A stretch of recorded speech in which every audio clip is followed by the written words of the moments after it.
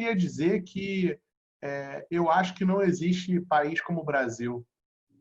Eu acho que não existe, se a gente pensar do ponto de vista de recursos naturais, não tem lugar como o Brasil. Se a gente pensar do ponto de vista de recursos intelectuais, eu também acho que não tem ninguém como o brasileiro. Agora, a gente, infelizmente, vem quase que desde o nosso descobrimento do país com grandes dificuldades que são criadas e que nos limitaram os nossos potenciais. Mas o que eu acredito é que é, a gente tem uma visão macro, assim, né? Então, acho que os professores aqui, né, nos deram uma aula sobre como que o Brasil tem se estruturado do ponto de vista macro. E o que eu posso dizer do ponto de vista é que, no micro, muita coisa está acontecendo boa. A gente aqui, eu vou contar só um breve relato sobre a nossa experiência aqui, depois eu vou falar um pouco mais de futuro, mas a DXA, a gente tem 8 anos de existência, eu já faço essa parte de investimentos tem 22 anos, meus sócios aqui, outro tem 25, outro tem 30 anos de experiência, e a gente viveu de 2012 para cá um período muito complicado macro, né? A gente pegou a crise muito forte aí nos anos de 2015, 2016, e a gente pôde gerar alguns retornos muito expressivos, mesmo no setor de varejo, por exemplo. A gente tem um grande caso aí que foi uma empresa chamada Zidog, de acessórios para cães, que passou 2015, 2016 crescendo muito, muito, muito e gerou um retorno excepcional para os nossos investidores. Então, a primeira coisa, por que eu estou dizendo isso? Não é para enaltecer o que a gente faz aqui. Hoje a gente tem R$ 1 bilhão sob gestão, mas é para dizer que é possível. Existem muitos casos de sucesso que aconteceram apesar do nosso cenário macro ter sido tão desafiador. E eu estou dizendo ter sido no passado porque eu acredito que hoje está muito melhor do que ele foi no passado. E, além disso, a gente tem um governo que tem ido na direção correta. Eu acho que isso é fundamental.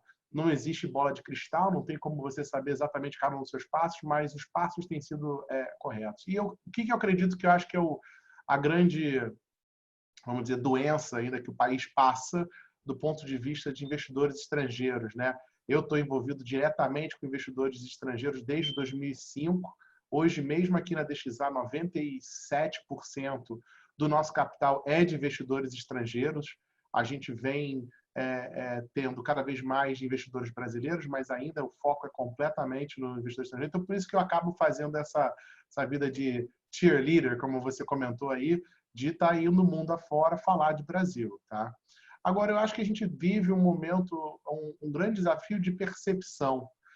Eu acho que a gente tem um processo de divulgar o que a gente faz fora do Brasil ainda muito ruim, né? E a gente precisa de councils como o seu e outros locais para que a gente possa falar mais. A gente tem países ao nosso redor, né? Eu sempre dou o exemplo da Argentina, que é um país maravilhoso, mas que com uma condição econômica incomparável com a do Brasil, mas que faz um processo de captação de recursos internacional muito melhor do que a gente.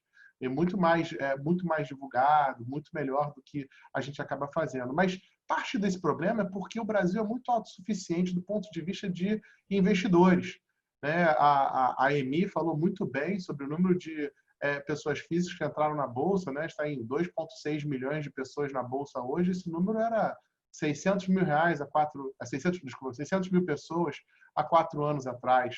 Então, a gente consegue ter recursos, o professor Gessner falou de infraestrutura, tem diversos capitais disponíveis no Brasil para fazer isso, tá? Mas eu queria, não quero tomar muito tempo de todos, mas eu queria só dar um exemplo de o que tem sido, na nossa visão, o grande movimento que a gente acredita que os próximos 10 a 20 anos vão mudar por completo o setup do nosso país. Tem um professor da NYU chamado Edward Wolff, que ele é especializado em fazer análise de comportamento das grandes famílias e investidores ao redor do mundo, onde esse pessoal aloca capital, tá? E onde o dinheiro está movimentando uma grande informação para nós economistas. E ele fez um estudo que ele fala muito, ele mostra que os ultra-ricos do mundo, tá? As famílias ultra-ricas, elas investem cerca de 50% dos seus patrimônios em negócios. Eu não estou dizendo bolsa, estou dizendo em negócios. Quando a gente fala de negócios, existem algumas formas diferentes de você investir, mas assim, ela é muito resumida na indústria de private equity, né? Ou a própria indústria de venture capital, são investimentos em negócios. 50% do patrimônio ali. E hoje a gente ainda tem uma parcela ínfima, quase que inexistente aqui no Brasil isso, tá? Então, o que movimenta isso? Primeiramente, ter uma estrutura que permita fazer investimentos, tá? Mas um dos grandes componentes é a taxa de juros baixa. Então, a gente vive um momento que a gente nunca viveu, onde provavelmente esse ano a poupança vai gerar um retorno negativo. A gente tem quase 1 trilhão, né, de reais em saldo de poupança. Esse dinheiro vai precisar movimentar para outros tipos de ativos. E aí vai para infraestrutura, vai para consumo, vai para vários negócios diferentes.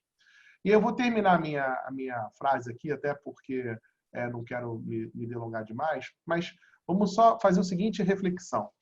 Se a gente usa os Estados Unidos como um grande exemplo e a Bolsa Americana, a gente vê que o grande driver da volta de preços, e quem são os grandes sucessos no momento? São as empresas de tecnologia, concorda? Facebook, Amazon, Netflix, e a gente Tesla, inclusive. E o que a gente está vendo? A gente está vendo que os investidores, em geral, no mundo, eles têm uma precificação, eles estão pagando o prêmio que for para ter empresas que tenham tecnologia, mas que tenham demanda. Não adianta só ter tecnologia, tem que ter tecnologia e volume.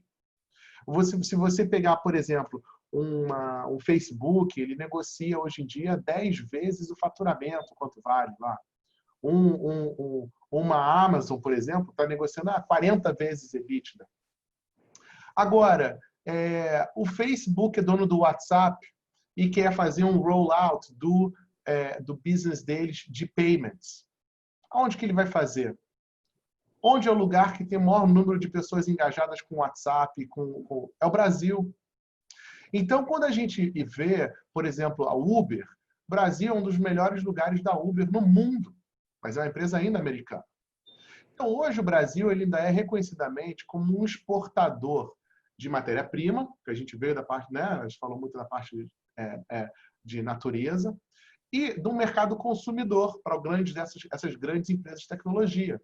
Aonde está sentado o maior banco digital do mundo? Tem o WeBank, lá, dentro do WeChat, lá da China. Mas onde está o maior banco independente, não ligado ao chat? Está no Brasil, é o Nubank, 20 e tantos milhões de usuários. Quem é hoje acionista do Nubank? Grandes investidores internacionais. Tencent, Tiger Global. Então, o que eu quero finalizar? Existe um grande movimento, uma tendência no mundo, que é crescimento populacional. Daqui a 10 anos vai ter mais 1 bilhão e 300 mil pessoas. Essas pessoas vão o quê? Consumir comida, alimentação, vão viver em um mundo urbano e vão precisar o quê? Somente tecnologia consegue executar isso. Então, onde que é o país que tem a capacidade de, ao usar tecnologia, ter um volume de pessoas engajadas tecnologicamente suficiente para a gente poder crescer? Então, quando a gente olha essa área de negócios que a gente faz aqui, por que investir em empresas privadas? Porque empresas privadas, a gente está entrando a múltiplos muito mais baixos, o preço de entrada ele é mais baixo, só que a gente está fomentando a inovação, fomentando a geração de empregos, fomentando o desenvolvimento do nosso país pelo micro. E isso, com o tempo, vai ter um grande impacto na produtividade. E, felizmente, o governo tem ido na direção correta de criar as bases necessárias para que essa inovação seja fomentada e cresça. E aí eu acredito, voltando ao meu primeiro ponto, que a gente precisa lutar, todos aqui, para mudar a percepção. Quanto mais nós falarmos e mostrarmos ao mundo que isso está de fato acontecendo no Brasil, a gente vai então ter o fluxo de capital que vai entrar, e isso vai ser, na minha visão, um dos melhores momentos de investimento para a gente, porque a gente nunca teve um momento tão interessante de macro, de estabilidade para investir, e um câmbio tão desvalorizado. Então, para o investidor em dólar, não houve momento melhor para poder entrar no país. Tá?